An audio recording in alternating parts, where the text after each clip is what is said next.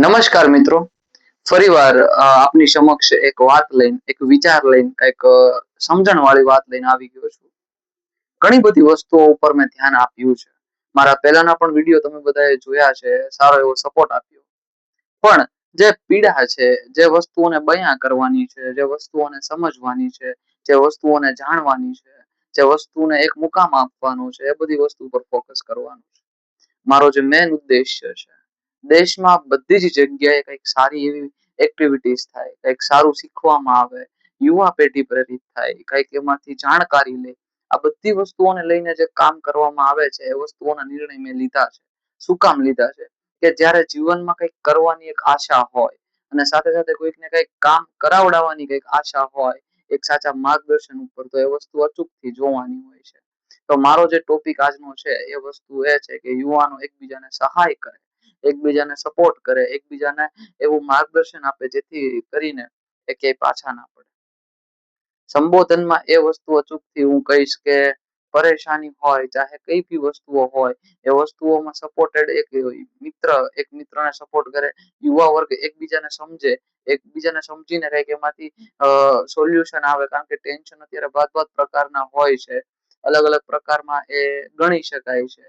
તો એ જ વસ્તુના ઉદ્દેશ્ય સાથે, એ જ બધી વસ્તુઓમાં જે નિજી લાઈફમાં ઘણા બધા ટેન્શનો હોય છે, ઘણી બધી વસ્તુઓને લઈને યુવા વર્ગે ચિંતિતમાં દેખાઈ રહ્યો છે આજકાલનો. તો એ વસ્તુ ન થાય, એ વસ્તુને કેમ આપણે એમાં ટેકલ કરી શકીએ, કેમ એમાં એક સારું કરી શકીએ, એ વસ્તુ ઉપર નિર્ભર છીએ આપણે બધા. અને મારે તમને એ વસ્તુ ખાસ કહેવી છે, મારી જે વાત હશે એ વાતમાં કંઈક સાર હશે, એ વસ્તુ સમજવા જેવી હશે, એ વસ્તુ જાણવા જેવી હશે. તો હું બધાને ખાસ કરીને અપીલ કરું છું કે તમે લોકો આ બધા મારા વિડીયો જોવો, મને લાઈક કરો, સબસ્ક્રાઇબ કરો. કારણ કે તમે લોકો એ કરશો તો મને મોટિવેશન મળશે, મને એમાંથી કંઈક સારું કરવાની એક ભાવના જાગશે.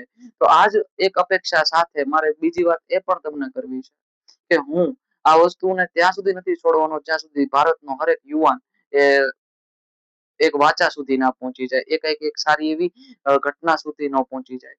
આ બધી જવાબદારીઓ લીધી છે, તો એ જવાબદારીને સાકાર કરવાની હોય અને એ વસ્તુઓ સાથે આપણે કંઈક નવું કરી અને નવી એક વાતને આપણે અચૂક રીતે સારી કરી શકીએ છીએ. એ જ વસ્તુઓને જોઈને જાણીને એ વસ્તુ ઉપર આપણે ફોકસ કરવાનું હોય છે. જોવામાં આવતું હોય છે કે ભારત દેશ એક યુવા દેશ તરીકે જણાવવામાં આવે છે. તો યુવાન તરીકે ભારત દેશને સંબોધન કરવામાં આવતું હોય તો એ દેશના યુવાનો હંમેશા બેટર થિંક ધરાવતા હોવા જોઈએ, સારી એક વસ્તુઓને ઓપોર્ચ્યુનિટી સાથે લેવા જોઈએ. તો આ બધી જે વસ્તુ છે, આ જે કરવાનું છે, એ એક સાર્થક બનાવવાની છે આ બધી વસ્તુઓને. તો જીવનમાં હું એમ નથી કહેતો કે સ્ટ્રગલ નહીં આવે, જીવનમાં હું એમ નથી કહેતો કે ટેન્શન નહીં આવે, પણ આ બધી વસ્તુઓની વચ્ચે એક યુવાન કેમ મજબૂત રીતે ઉભો રહી શકે, એ વસ્તુઓની વાચા મારે આપવાની છે, એ વસ્તુઓને સાકાર કરવાની છે. ભારત દેશમાં, ભારત દેશની પ્રાચીન કાળથી વાત કરવામાં આવે તો પ્રાચીન કાળથી ભારત દેશમાં યુવાનોનો વસવાટ પહેલેથી છે. કેમ કે જ્યારે આદિકાળથી યુવાન વર્ગ એક મજબૂત તરીકે નીવડ્યો છે. ક્રાંતિકારીઓ હોય, ચાહે ઘણા બધા એવા વ્યક્તિઓ હોય જે યુવાન વર્ગને એમને ઘણી બધી વસ્તુઓને ઓપોર્ચ્યુનિટી આપી છે. એ જ વસ્તુ સાથે હું તમને માહિતગાર કરવા માટે આવ્યો છું. એ જ વસ્તુઓને આપણે કેમ સારી, કેમ એક પોઝિટિવ થિંકિંગમાં, કેમ એક બેટર ઓપ્શનમાં જોઈએ અને એમાં આપણે આગળ વધીએ, એ વસ્તુઓ આપણા માટે, આપણા જીવન માટે અને આપણી લાઈફસ્ટાઈલ માટે ધ્યાનમાં લેવાતી બાબતો એ છે. ચાહે સ્ટડીને લઈને ચિંતિત હોય, પર્સનલ એવા ઘણા બધા ટોપિક્સ હોય જેને લઈને યુવા વર્ગ ક્યાંક ને ક્યાંક ધસતો જાય છે. એમાં હવે એ બધી વસ્તુઓમાંથી કેમ બહાર આવવું, એ બધી વસ્તુઓમાંથી કેમ એક સાચી નીવ મળે અને એક દીવાની જ્યોત જેમ કેમ એ પ્રજ્વલિત થાય, એ વસ્તુ ઉપર મારી ફોકસેબલ છે. એ બધી વસ્તુઓ ઉપર મારે ધ્યાન આપવાનું છે. કારણ કે જીવનમાં કહેવાતી ચાર પંક્તિ જે મારી પોતાની રચના કરેલી છે કે કહેવામાં આવે છે કે હવાની ગતિ ચાહે ગમે એટલા વેગથી ફૂંકાતી હોય, પણ યુવાનો અને ભારત દેશના નાગરિકો અગર સામે ઉભા છે તો એને પણ એનો કેળો બદલવો પડશે.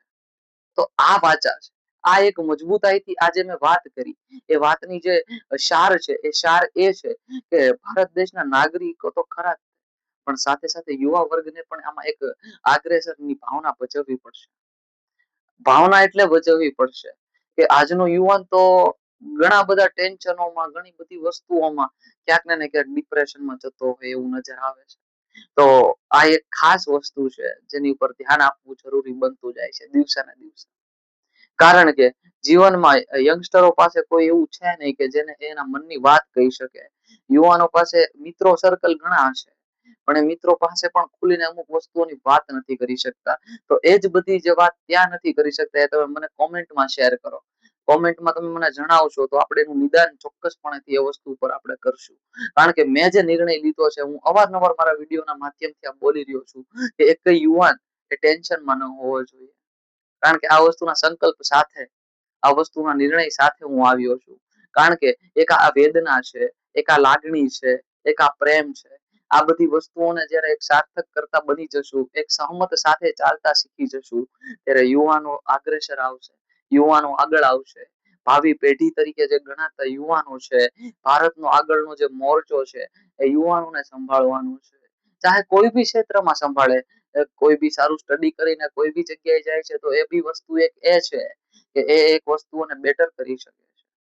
કોઈ બી ક્ષેત્રમાં તમે હોવ, કેવા છે તો એમ જ ને કે ભારત દેશનો નાગરિક છે, તો પાછળ જે ભારત દેશ લગાડવામાં આવે છે એ વસ્તુઓની જે લાગણી છે, મહત્વ છે, એક યુવાનમાં હંમેશા હોવું જોઈએ. માનું છું કે આજકાલ આઉટ ઓફ કન્ટ્રી નો ટ્રેન્ડ આવ્યો છે. નો ડાઉટ જવાય, ત્યાં સ્ટડી પણ કરાય, એમાં કાંઈ આપણે ના નથી પાડી શકવાના. પણ એક વસ્તુ એ છે કે ભારત જેવી મજા અને ભારત જેવો દેશ એ બીજે ક્યાંય નથી. કારણ કે ભારત દેશની વાત કરીએ એટલી ઓછી છે. પ્રાચીન કાળ હોય, ચાહે અહીંના ઘણા બધા એવા સંતો મહંતોની વાતો કરીએ, પણ કહેવામાં આવે છે ને કે ભારતની માટી, ભારતની માટી અને ભારતની હવા આ ગોતવા જાય ને તોય પણ ના મળે.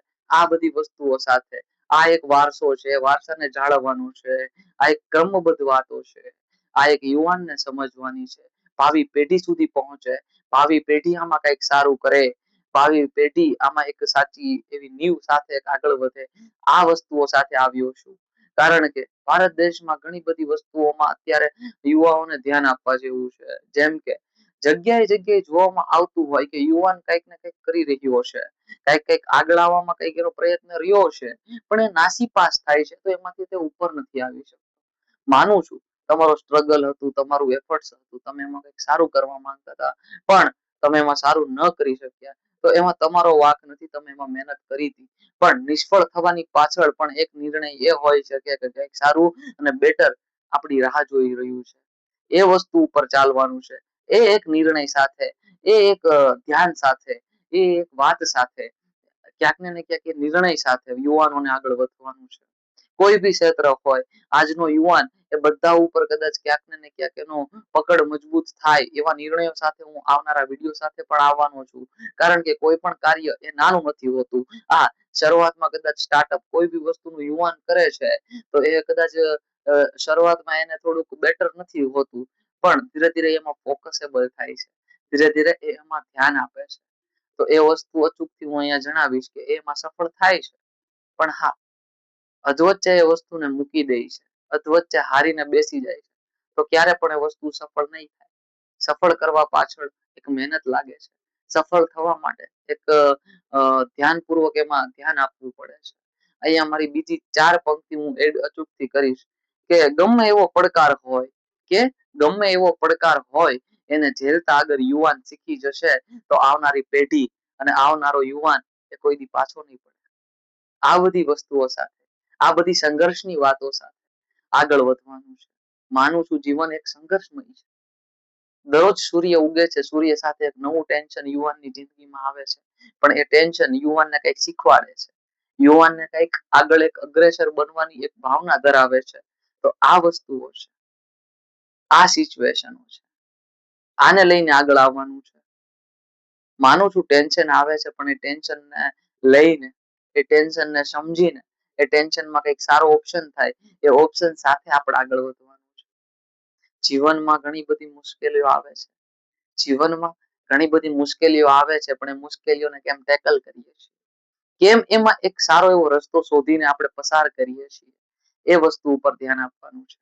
જીવનમાં, જીવનના ધારાધોરણ પ્રમાણે, જીવનની લાઈફસ્ટાઈલ પ્રમાણે ઘણી બધી દુવિધાઓ આવતી હોય છે, પણ એ દુવિધાઓને કેમ આપણે ટેકલ કરવી છે, કેમ આપણે એમાં સારું કરી શકાય, કેમ આપણે એને અગ્રેસર બનીને એમાં એક સારો એવો વિકલ્પ શોધી શકીએ, એ સાથે આપણે કંઈક સારું કરવાનું છે. આવનારો ટાઈમ અને આવનારા સંજોગો એક સરખા નથી હોતા. યુવાનોને એક સરખા બનાવવાના હોય છે, કારણ કે યુવા વર્ગ છીએ તો સંઘર્ષ કરવાનો આવશે. ભારત દેશ જેવા મહાન દેશમાં અગર યુવાન ટેન્શન અને ડિપ્રેશનમાં રહેશે તો ભારત દેશ કઈ બાજુ જશે એની પણ ચિંતા એક યુવાનને હોવી જોઈએ. એની પણ એક ચિંતા યુવાનને એટલા માટે હોવી જોઈએ કારણ કે ભાવિ પેઢી યુવાનને ભારતની કહેવામાં આવી છે. ભારત દેશના યુવાનોને એ સમર્થન હું અચૂકથી કરીશ કે તમે હારી જશો, તમે ટેન્શન ડિપ્રેશનમાં આવી જશો તો જે વારસો સંભાળવાનો છે એ વારસાને તમે ક્યાંક ને ક્યાંક નહીં સંભાળી શકો. ચાહે તમારા ઘરની જવાબદારીઓ હોય, ચાહે તમારા મમ્મી પપ્પાની જવાબદારીઓ હોય, ચાહે તમારી પોતાની જવાબદારીઓ હોય, આ બધી જવાબદારીઓને સાથે લઈને ચાલવાનું છે. આ બધી જવાબદારીઓમાંથી કોઈ એક જવાબદારી પણ છૂટે નહીં એનું એક મહત્તમ અંશ સુધી ધ્યાન રાખવાનું છે. આ બધી વસ્તુઓ સાથે હું સરવૈયા આયુષ અચૂકથી તમારી સમક્ષ હાજર થવાનો છું. સારી વાતો કરવાની છે, યુવાનોને આગળ વધારવાના છે. એ સાથે હું રજા લઉં છું. જય હિન્દ, જય ભારત. હું સરવૈયા આયુષ.